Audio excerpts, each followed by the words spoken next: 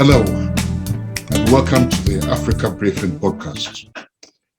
The UK Home Office controversial Nationality and Borders Bill is currently making its way through the upper house of Parliament, called the House of Lords, having passed the first and second readings.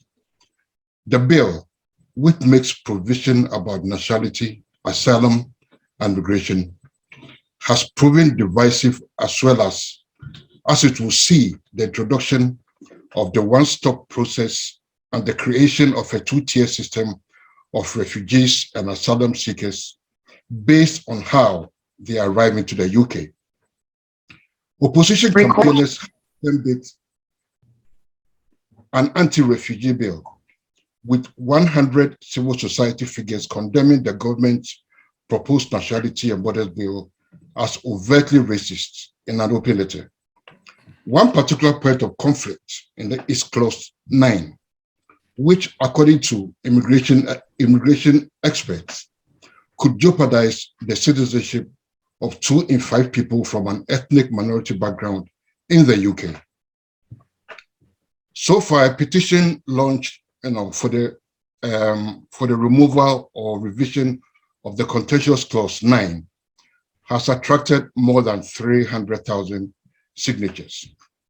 And with me now is the award-winning immigration and family lawyer, Mr. Bernard Owusu, who will unpack the provisions of this contentious Clause 9 and tell us what it all entails for African immigrants who are also holders of UK passports. Welcome, Bernard. Oh, thank you very much, Jonathan. Yes. Can you just walk us through this contentious Clause 9 of the immigration bill? Okay. So what has been the bone of contention over the last few months is this particular clause. Well, it's not only that particular clause, there are other aspects which covers asylum applications as well. But a particular clause which really has raised temperatures in Parliament and within the Black and ethnic minority community is a dreaded Clause 9 in the bill. As you're all aware, the Nationality and Borders Bill has gone through the second reading, has gone to the House of Lords. And unfortunately, they inserted this clause, which wasn't part of the initial draft, along the reading of the bill. And that is what has caused a lot of consternation. So what a bill seeks to do is to strip, dehumanize British citizens, whether born or acquired through registration, of their citizenship without notice.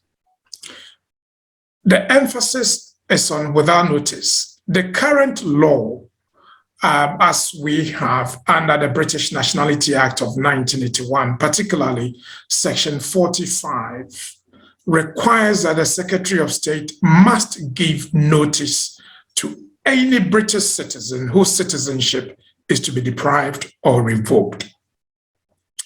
There's a case which went to the High Court, which the Home Office has appealed, and we suspect that is that case which has caused the Secretary of State to put this draconian provision within the bill. And that case is a case of RD4, where the court said that a requirement to give notice is an active requirement.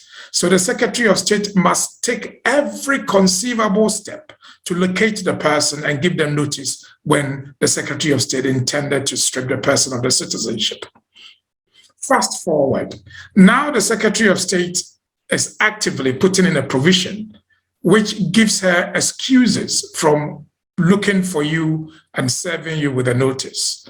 As it stands now, the current 45 allows the Secretary of State to serve notice on the file. But the courts have said that they should only serve notice on the file once they've made all attempts to locate you, which has failed. But the current proposal is to give excuse to the Secretary of State on 3 main grounds, which expands into 6 grounds. So the first ground is that it is impractical to find you. The second ground is that it is reasonably unable to find you. And then the third ground is that for national security purposes, it cannot find you. And then within this, if the UK has a diplomatic relationship with another country and serving you notice may affect that relationship, then they will not serve you the notice.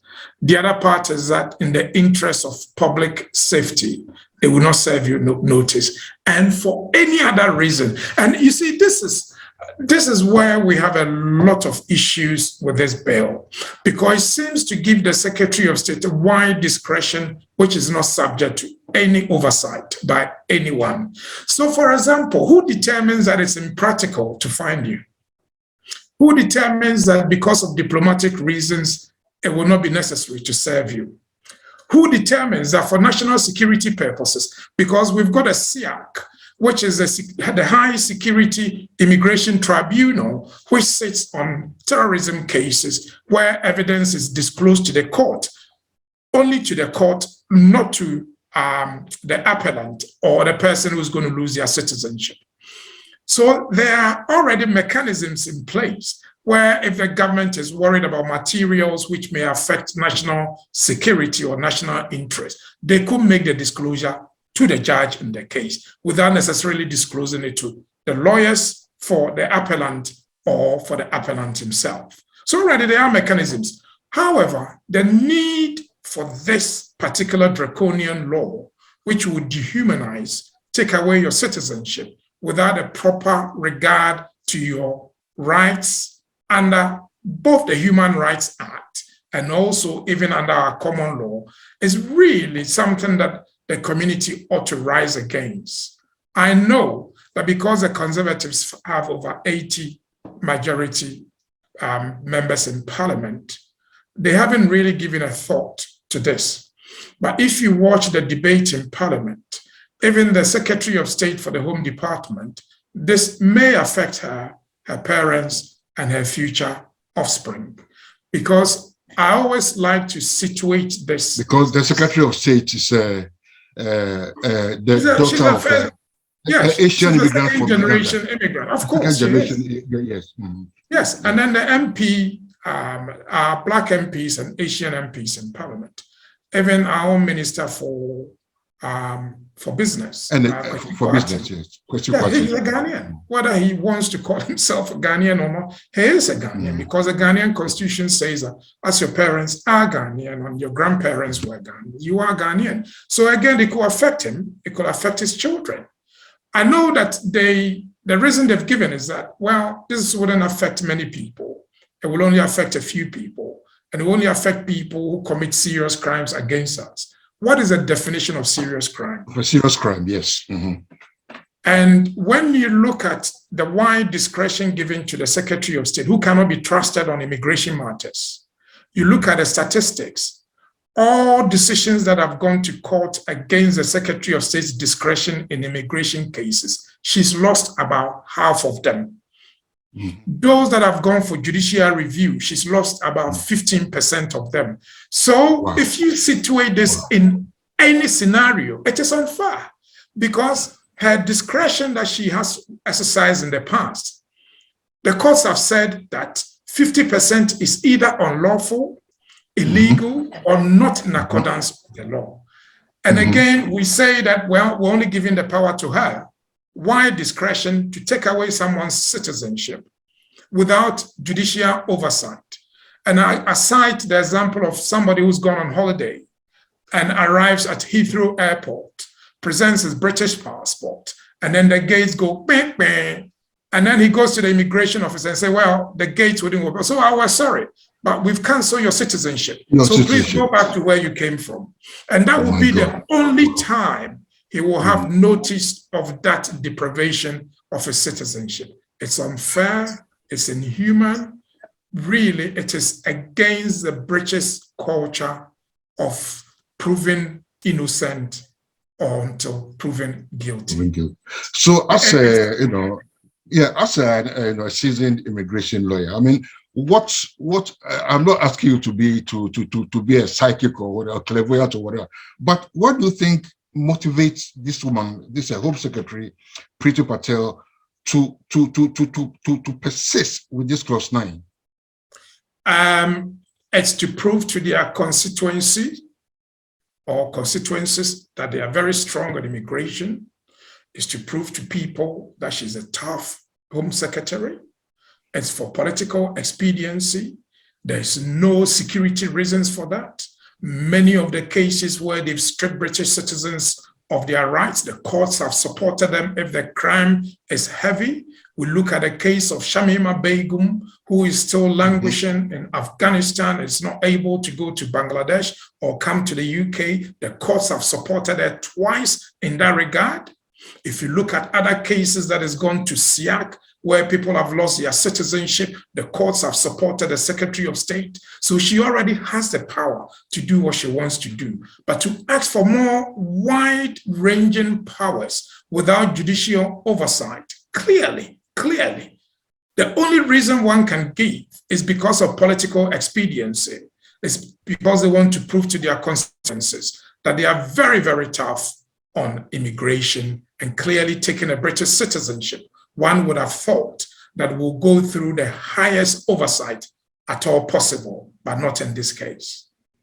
Yeah, so is she taking a leave from the former Home Secretary and former Prime Minister Theresa May's policy of creating a hostile environment for immigrants when thousands of Jamaicans, third generation Jamaicans, whose parents were part of the Empire Windrush, who, I mean, some of whom were born here, I mean, didn't know any other country by UK, and who, right now as we speak, have no hope of remaining in this country?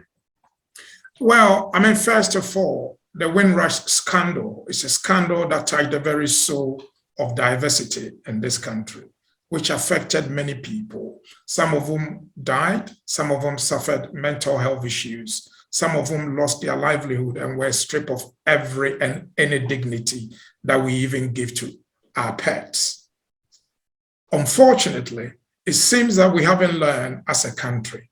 We haven't learned as a country because the political environment is such that whoever can show that they are the toughest when it comes to immigration seems to be doing very well in certain constituencies and amongst some part of the British public within certain media circle.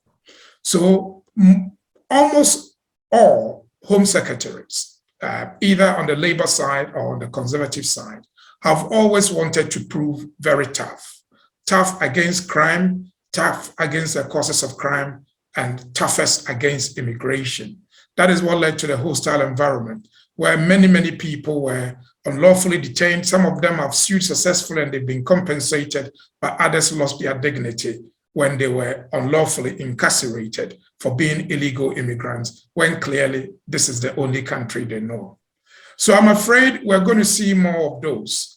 When you look at the statistics, yes, not many people lose their citizenship. At the moment, I think it's about, the last time I checked over the last 20 or 25 years, about 485 people have lost their British citizenship. But that's a significant amount of people losing their countries. Because if this is the only country they know, and we are aware that both the Supreme Court and the Court of Appeal have said that even if a child was brought here as a child and they spend all their adult life in the UK, it will be very, very draconian after many, many years spending their childhood and their adult life here to be removed, even in cases where they do not have residence in the UK. How much more somebody who's acquired British citizenship, either through birth or by registration or naturalization? I mean, I don't know what really is motivating her to do what she's doing, but if she's got any integrity left in this saga, clearly I think she should take heed from the many people who spoke in Parliament. I want people to watch the speech of Ms. Malhotra, MP for Streatham. She put it very succinctly, where she gave examples of some of them who came from Uganda because they were persecuted in Uganda, and they thought they've now got a home, and then suddenly they're being declared as unwanted. Clearly, that's what this law seeks to do, is to tell the Black and the ethnic minorities, our children and our great-grandchildren and our children's children, that unfortunately, they are not full British, they are half British, and their citizenship can be taken away. Because my great child will still be considered a Ghanaian, because I am a Ghanaian and their grandmother is also Ghanaian.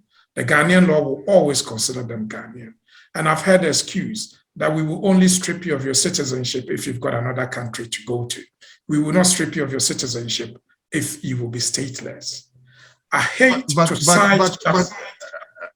Bernard, yes, yeah. I get your last point there.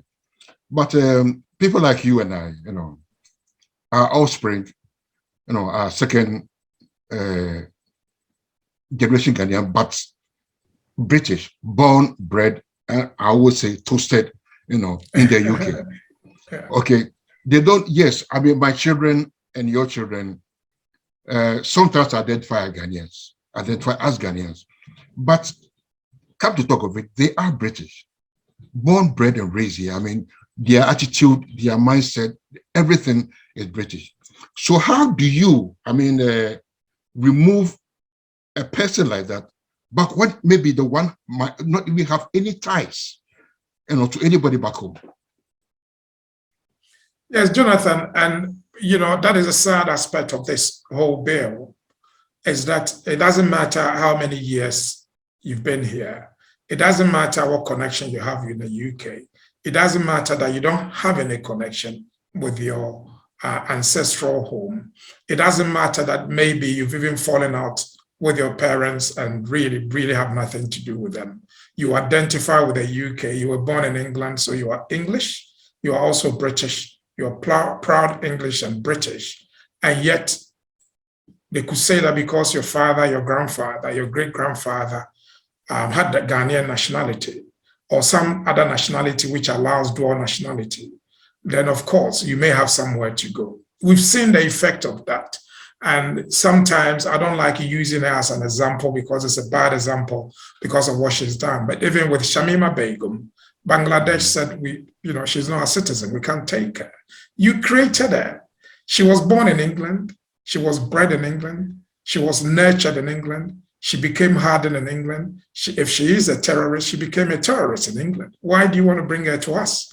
And these are some of the problems that we may have, that if criminals or people who behave in a bad way are nurtured in England, why does England want to take them and give them to another country who has no hand in their nurturing?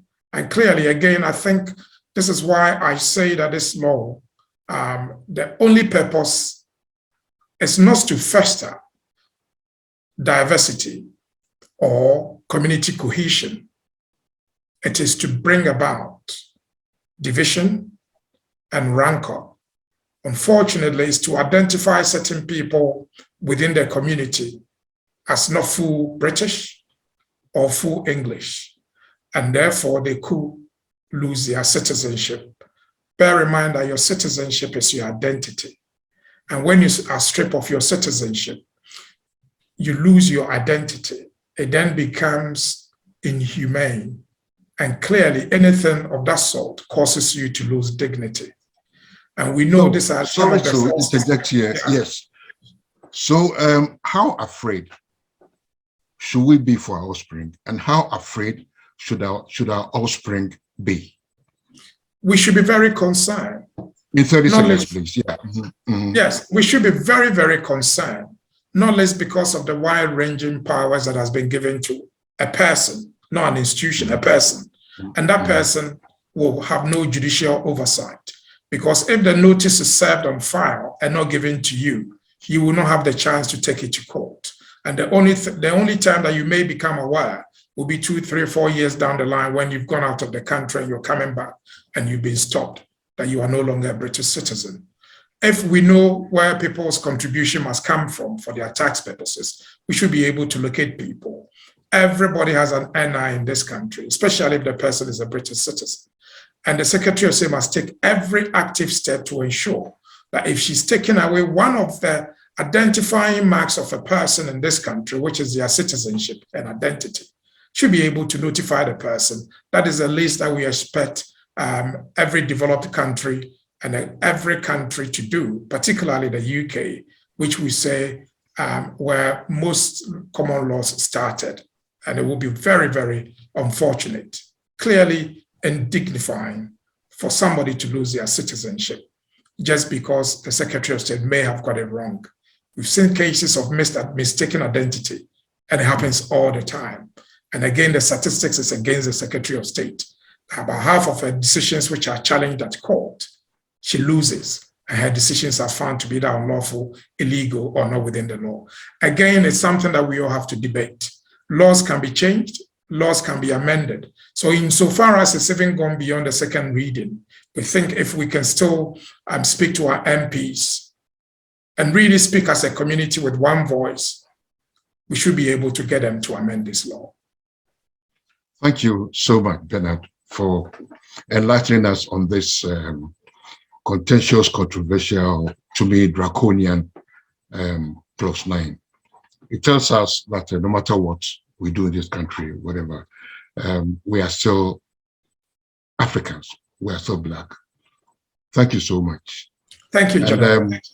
Yeah, and for credible source of African news, views, comment, and analysis, please go to www.africabriefing.org. Thank you for listening, or thank you for watching, and keep safe and keep hope alive. Thank you all. Thank you.